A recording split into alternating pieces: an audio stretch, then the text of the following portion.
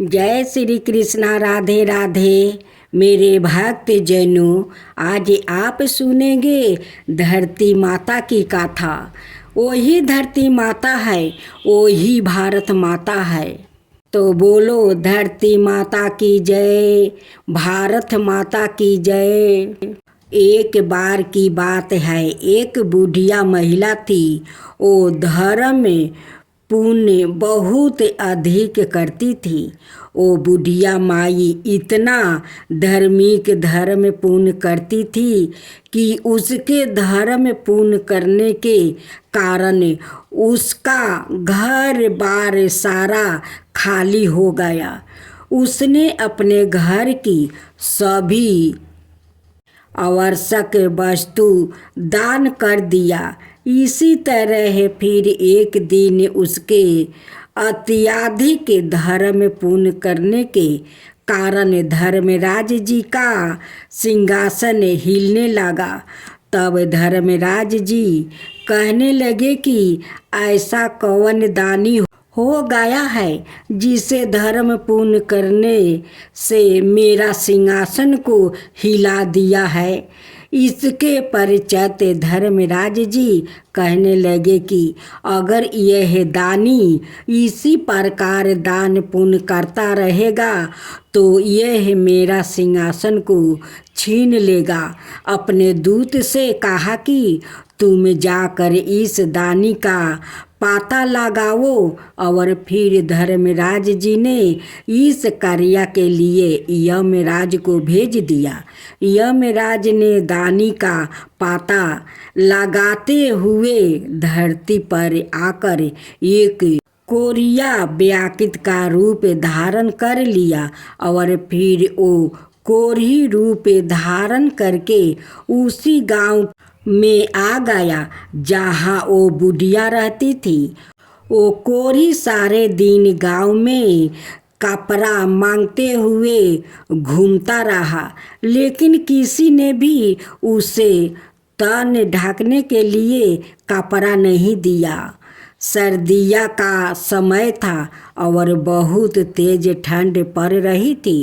वो कोढ़ी फटे पुराने भेष में घूमते हुए सभी के घरों के सामने से गुजरते हुए आवाज़ लगाता हुआ जा रहा था कि कोई मुझे कपड़ा दे दो, कोई मुझे कपड़ा दे दो, तन ढकने के लिए कोई मुझे कपड़ा दे दो। लेकिन किसी ने भी उसकी इस आवाज़ की, उसकी इस बात की परवाह नहीं की। सारा दिन वो कोढ़ी गांव भर में यह कहता हुआ घूमता रहा। अब रात का समय हो गया था कि तभी उस बुढ़िया को यह आवाज़ सुनाई पड़ी। तब वो अपनी बहू से कहने लगी कि बहू उठो और जाकर देखो कि बाहर कौन है। मुझे यह किसी मांगते भिखारी की आवाज़ लगती है। उसे सर्दी लग रही होगी, शायद तुम बाहर जाकर देखो और उससे पूछो कि उसे क्या चाहिए। तब वो अपनी सास की बात सुनकर कहने लगी, माँ जी, अपने द्वार पर तो कोई ना कोई आता रहता है मांगने के लिए। ना आप दिन में चैन लेती है और ना ही हमें रात में सोने देती है। रात के 12 बज गया है, अब इस समय हम बाहर नहीं जाएंगे। आपको तो नींद आती नहीं है और हमें आप सोने नहीं देती है। और इस प्रकार कहकर बड़ी 3 बहुओं ने बाहर जाने के लिए मना कर दिया। परंतु चौथे नवंबर की बहू कहने लगी कि माँ, आप निश्चित रहे, मैं जाकर पता लगाती हूँ कि बाहर कौन आया है। और फिर वो बहू बाहर आकर देखती है कि बाहर एक कोढ़ी बैठा है। तब वो बहू उस कोढ़ी से पूछती है कि बाबा आपके क्या चाहिए। तब वो कोढ़ी रूप धारण किए हुए यमराज कहने लगा कि मैं कोढ़ी हूँ, मुझे सर्दी लग रही है, आप ओढ़ने के लिए कोई वस्तु दे दीजिए। और फिर वो बहू उसकी सब बात सुनकर घर के भीतर चली गई और अंदर जाकर उसने सारी बात अपनी सास से बता दिया। बहू की सारी बात सुनकर बुढ़िया माई कहने लगी कि बहू, तेरे पिताजी के ऊपर जो कंबल है वो कंबल ले जाकर उस कोरिया को दे दो। यह बात सुनकर वो बहू कहने लगी कि नहीं माँ, अगर ऐसा किया तो पिताजी ठंड से मर जाएंगे। बुढ़िया माई फिर से बहू से कहने लगी कि मेरे ऊपर जो गुदरी है यह तेरे पिताजी पर डाल दे और उनका कंबल उतार कर उसे जरूरतमंद भिखारी को दे दे। हम तो फिर भी घर के भीतर है, दरवाजे बंद करके बैठे हैं, उसके पास तो कुछ भी नहीं है। एक कंबल को ओढ़ने से उसका सर्दी से कुछ तो बचाव होगा। तत्पश्चात वो बहू अपनी सास की बात को मानते हुए कंबल को लेकर गई और बाहर द्वार पर बैठे उस भिखारी कोढ़ी को दे दिया। वो भिखारी उस कंबल को लेकर उस द्वार से उठकर वहाँ से चल दिया। इसके बाद कोढ़िया भिखारी भेष बनाए हुए यमराज अपने वास्तविक रूप में आकर धर्मराज जी के पास जाकर कहने लगे कि महाराज, यह लो कंबल। गांव के बहरी हिस्से में एक बुढ़िया माई रहती है और वो बहुत अधिक दान पुण्य करती है। उसके घर में यह पात्रा एक कंबल ही बचा था और वो भी उसने मुझे दे दिया। उसने नई और पुरानी सभी चीज़ों का दान कर दिया है। उसके घर में दान के लिए अब कुछ भी शेष नहीं बचा है। सब बात सुनकर धर्मराज जी कहने लगे कि अब वो बुढ़िया माई अबर से ही मेरा सिंहासन लेगी। और फिर धर्मराज जी दूत से बोले कि तुम जाओ और उस बुढ़िया माई को यहाँ लेकर आओ।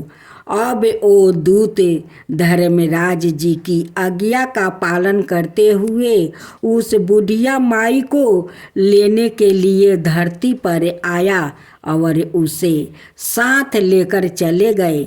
बुढ़िया ने वहाँ पहुँचकर जैसे ही पहला कदम उठाया, रखने के लिए तो नीचे पानी था, उसे पैर रखने के लिए धरती तक नहीं मिली।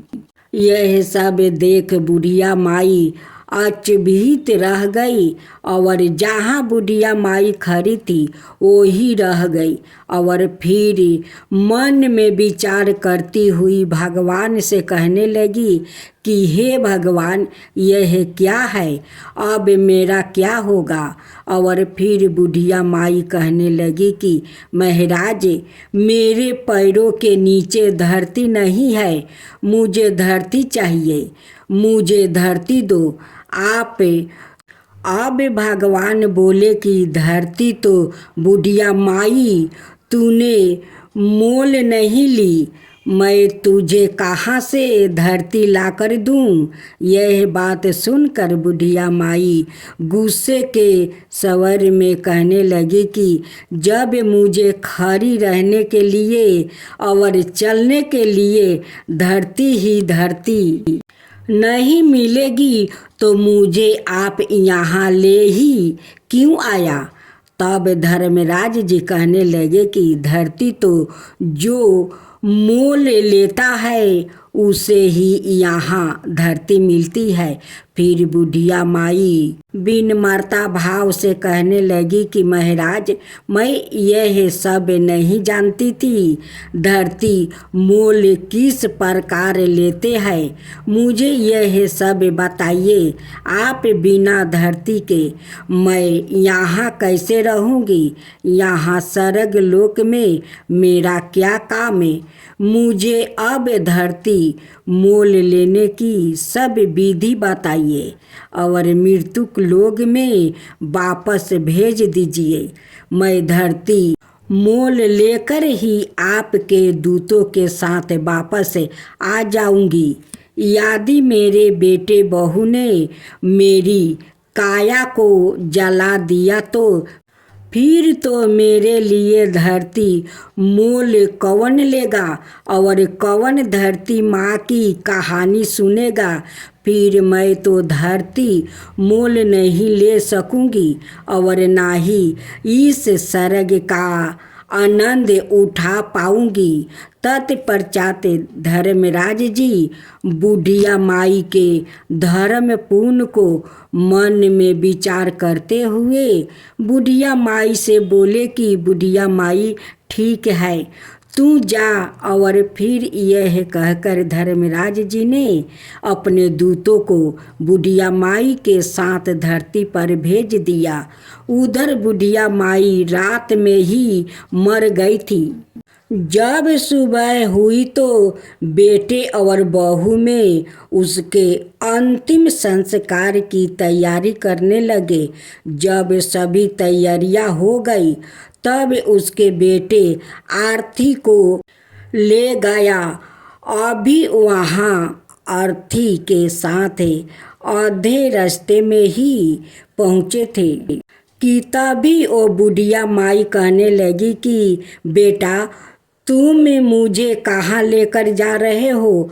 तब उसका बड़ा बेटा कहने लगा कि माँ, इतनी जल्दी तो भूतनी कैसे बन गई? तब बुढ़िया माई कहने लगी कि नहीं बेटा, मैं तो तेरी माँ हूँ। मैं 7 दिन के लिए यहाँ आई हूँ। 8वें दिन मैं यहाँ से वापस चली जाऊँगी। मुझे धर्मराज जी ने यहाँ भेजा है। धर्म पुण्य तो मैंने बहुत किया, लेकिन धरती माता की मैंने कभी कहानी नहीं सुनी।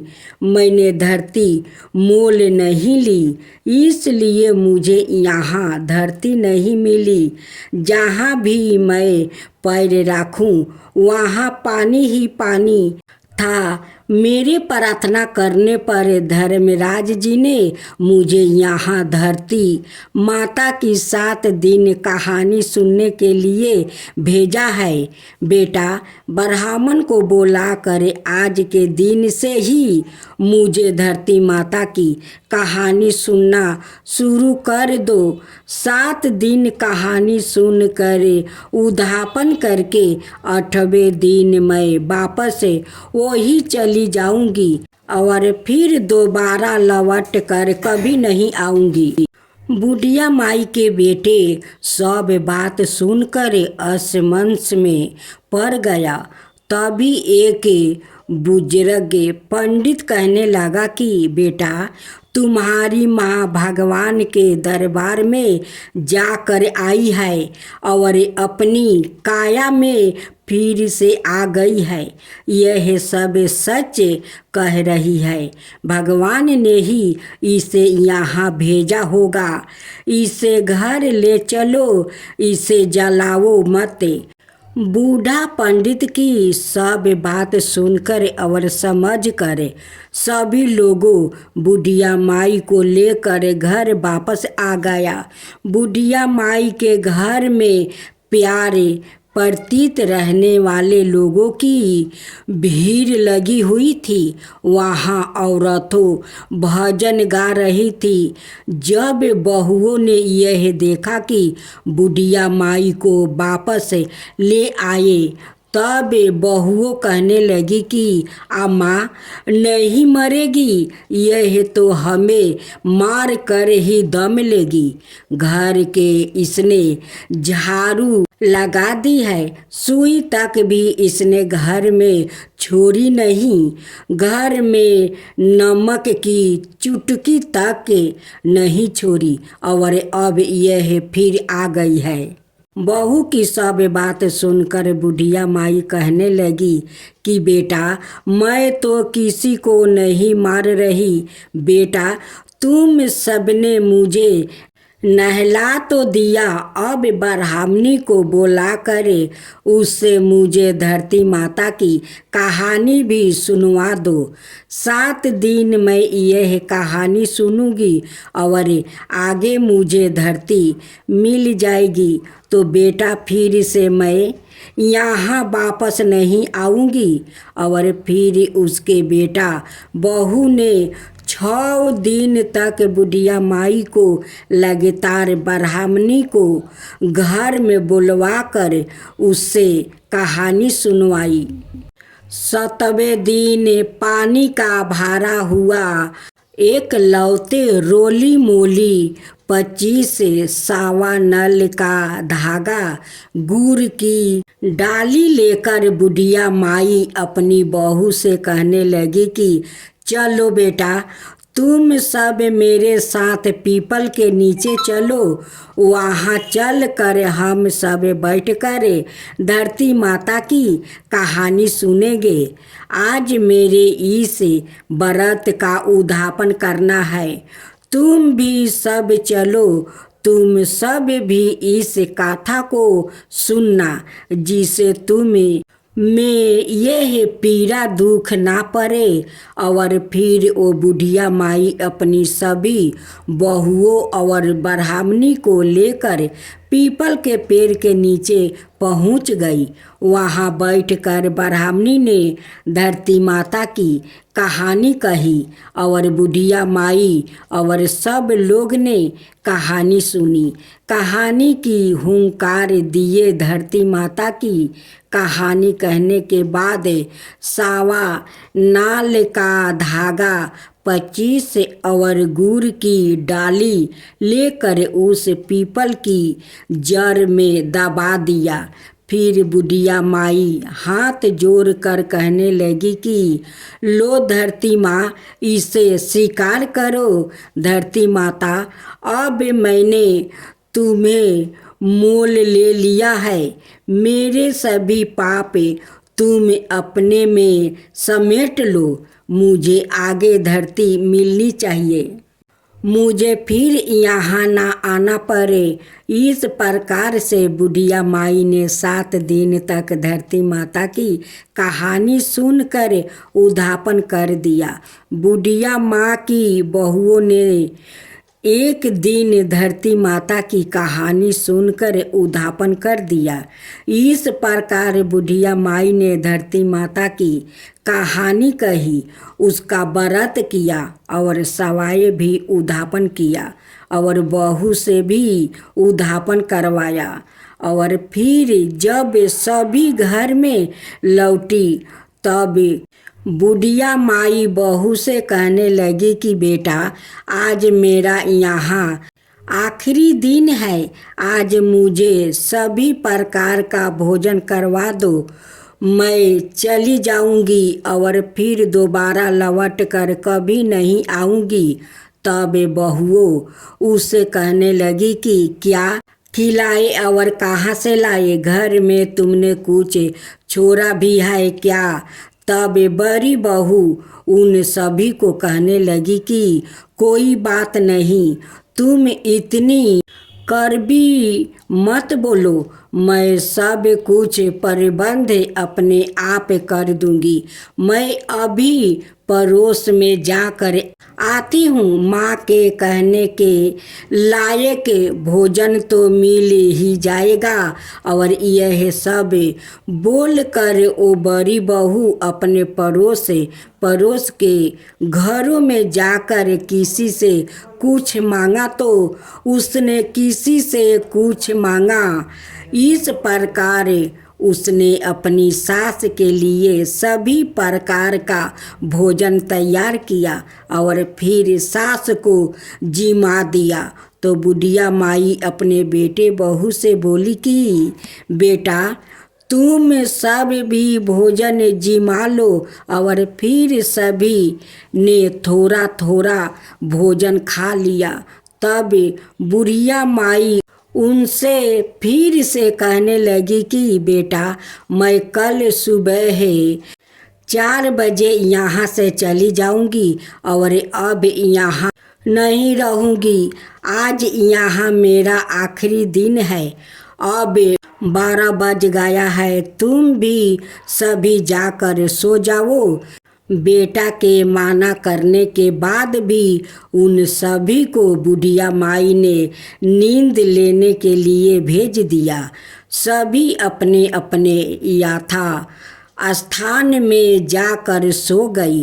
अब अपनी निर्धारित समय पर भगवान का विमान आया और बुढ़िया माई को लेकर चला गया। आगे वहाँ जाने पर बुढ़िया माई को अब धरती मिल गई। अब बुढ़िया माई भगवान से कहने लगी कि हे भगवान, अब आप मेरी एक इच्छा और पूरी करो। तब भगवान कहने लगे कि तुम्हारी अब कौन सी इच्छा पूरी करूं? तब वो बोली कि मेरे घर में मैं कुछ भी नहीं छोड़कर आई हूँ। मैंने सब कुछ दान में दे दिया है, यहाँ तक कि मैंने गुड़, चाय, नमक यहाँ तक भी नहीं छोड़ा। अब मेरे मरने के बाद मेरे बेटे बहू मेरा विधि विधान कैसे पूरा करेंगे? जो मैंने दान धर्म किया है उसे 4 गुना करके आप लौटाइए। तब भगवान बोले कि ठीक है, मैंने दिया तेरा किया हुआ दान धर्म तेरे बेटे बहू को 4 गुना करके मैंने उन्हें लौटा दिया है। बुढ़िया माई, अब तेरे घर में हर चीज़ की मौजूद होगी। उधर जब सुबह हुई तब छोटी बहू उठकर सभी से कहने लगी कि उठ जाओ, चाय पी लो। सासू माँ को तो खूब भोजन खिलाया है, वो तो अब उठेगी नहीं। और फिर वो जेठानी के पास जाकर कहने लगी कि जाकर संभालो अपनी सास को, तुम उनकी लाडली बहू हो। वो तो अकड़ कर सोई है और अब उठती ही नहीं है। तब बड़ी बहू उसे कहने लगी कि अकड़ के तो क्या सोई होगी। उनके बताए अनुसार 7 दिन बीत गया है, आज 8वां दिन है। सासू तो गई होगी। और फिर छोटी बहू कहने लगी कि जाकर संभाल लो अपनी सास को। बड़ी बहू ने जल्दी जल्दी आकर सास को देखा और फिर वो दौड़ती हुई अपने पति के पास आकर कहने लगी कि आप क्या चाय पी रहे हैं? माँ तो गई, माँ को संभाल लो, उन्हें लाकर आंगन में सुला दो। जब बुढ़िया माई को लाकर आंगन में सुला दिया गया तब सबसे छोटी बहू कहने लगी कि मैंने सदा आप सबकी सुनी है और आपकी हर बात मानी है। आज आप सब मेरी बात सुनो। तब सभी कहने लगे कि बताओ। तब वो कहने लगी कि इस लोटे में भरे हुए पानी से सासू जी की छींटे लगा दो। नहलाई धोलाई तो पहले से ही है। अगर आप लोग रोए तो यह फिर वापस आ जाएगी। इसे पानी का छींटा देकर उठा कर ले जाओ। तुम 4 भाई बहुत हो, 5वीं की कोई ज़रूरत नहीं है और उठा ले जाओ यहाँ से, फटाफट जला के आ जाओ, जिसकी इसकी गति हो जाए। तब सारे भाई आपस में बात करने लगे कि पहले भी हम लोगों को इकट्ठा करके सब तैयार हो चुका है, अब बिना देर किए इसका कहना मान लेते हैं। ऐसा विचार करके सभी भाइयों ने बुढ़िया माई को उठाया और चल दिया जलाने के लिए शमशान की ओर।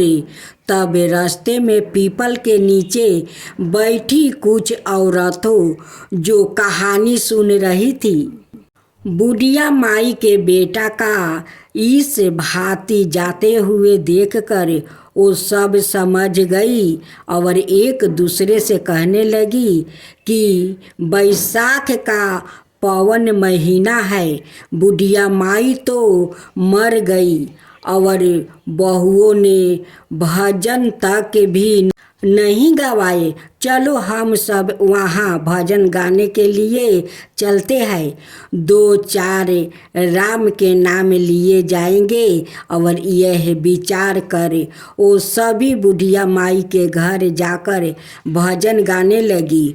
उधर बेटा ने बुढ़िया माई का दाहे संस्कार कर दिया और अब वो घर की ओर आने लगी।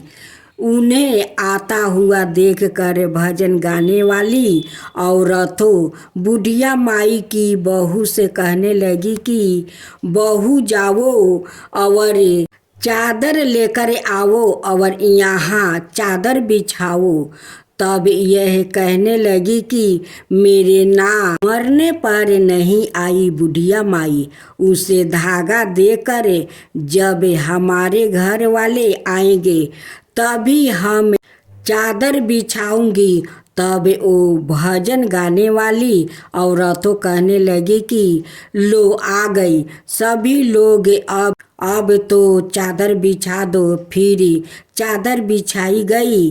भजन गाने वाली औरतों ने खूब भजन गाई और भजन गाने के पश्चात अपने अपने घर को चली गई। अब चादर पर बैठे हुए बुढ़िया माई के बेटे एक दूसरे के मुंह को देखने लगे और कहने लगे कि अब क्या करें क्या नहीं, कहाँ से चाय पानी का प्रबंध करे। माँ तो गई और घर में भी कुछ नहीं छोड़ कर गई। अब पड़ोसिन भी आपस में चर्चा करने लगी, चलो भाई आज तो बुढ़िया माई के परिवार को चाय पानी पिला आए, उनका रोटी पानी खिलाए। आज ही उनकी माँ मरी है, अब की बार तो वो मर गई है, आज तक तो खिलाया पिलाया आते हैं, कल से अपना अपना आप देख लेंगे। तब उनमें से एक आदमी बोला कि ठीक है, आज मैं जाता हूँ उनके घर, उन्हें चाय भी दे कर आता हूँ और उनका हाल चाल भी पूछ कर आऊँगा। और फिर उस पड़ोसिन ने अपनी घरवाली से चाय बनवाई और फिर चाय को लेकर वो बुढ़िया माई के घर की और चल। उधर बुढ़िया माई के बेटे की बड़ी बहू अपने परिवारजनों को चिंता मगन देखकर घर के भीतर गई और फिर जैसे ही उसने बुढ़िया माई की संदूक को खोला तो उसमें नोटों की गड्डियों को देखकर वो तंग रह गई। रसोई में गई तो वहाँ आटे के बोरे गुड़ के खंड के काटने पर भरे हुए मिले। उसे नमक मिर्च सब मसाले सब सब्जी मिले। रसोई सब समग्रहियों से भरे पूरे मिले। यह देख कर वो बहुत खुश हुई और सोचने लगी कि माँ अपने बेटे पोते के लिए बहुत दान धर्म करती थी। अपने घर में तो वो धन माँ वापस दे कर गई है। यह सोचकर वो खुशी खुशी बाहर आई और अपने पति से बोली कि आप एक बार अंदर आइए। तब उसका पति कहने लगा कि अभी अभी तो माँ को शमशान जला कर आया है, किसी के घर कैसे जाए, किसी से क्या मांगे और क्या करे, थोड़े देर तो शांति रखो। तब वो बोली कि आप एक बार अंदर आइए, बाहर कहीं जाने की कोई ज़रूरत नहीं है। यह सुनकर वो अंदर गया और अपनी पत्नी के कहे अनुसार उसने संदूक को खोलकर देखा तो उसने देखा कि माँ की संदूक में तो नोट की गड्डियों भरी हुई है। फिर वो बोली कि अब रसोई में चलिए। फिर वहाँ रसोई में गया तो वहाँ पूर्ण समग्रही से भरी हुई रसोई को देखकर अपनी पत्नी से कहने लगा कि माँ तो हमें बहुत अधिक धन देकर गई है। और फिर वो दोनों बाहर आ गई और चादर पर बैठ गई। फिर थोड़ी देर के बाद बड़ी बहू अपनी जेठानियों से कहने लगी कि उठो और चूल्हा पर चाय चढ़ाओ, चावल चढ़ाओ, रोटी और सब्जी बनाओ, सभी को जिमाओ, हमारे घर में सब कुछ है। तुम अंदर जाओ और जाकर सब प्रबंध करो। यह सुनकर सभी बहुओं अपने अपने कमरों में गई। सभी ने अपने अपने संदूक खोली।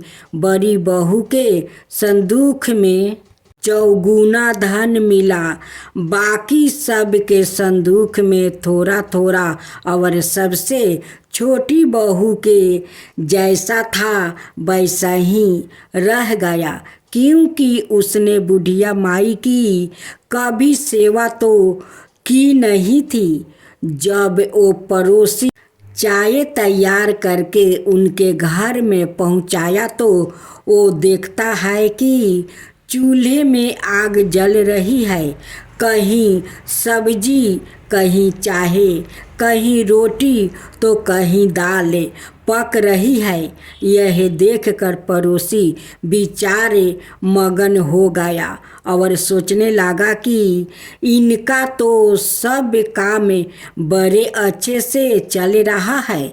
ऐसा मन में विचार करता हुआ वो पड़ोसी बुढ़िया माई के बेटे से कहने लगी कि चाय लेकर आया हूँ, आप सब चाय पी लीजिए।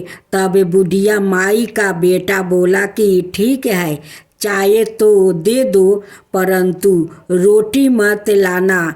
हमारे लिए रोटी हमारे घर में हमें अपने आप बना लेंगे। हमारी माँ हमें सब कुछ देकर गई है।